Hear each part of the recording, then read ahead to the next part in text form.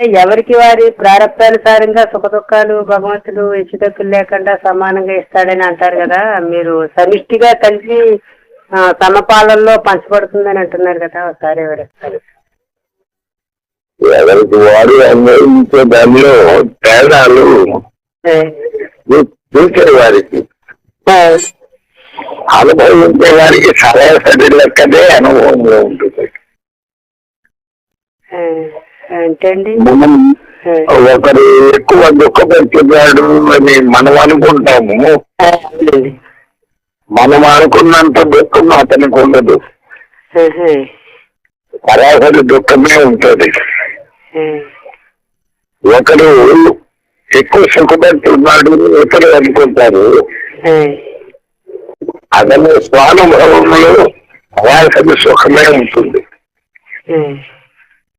అది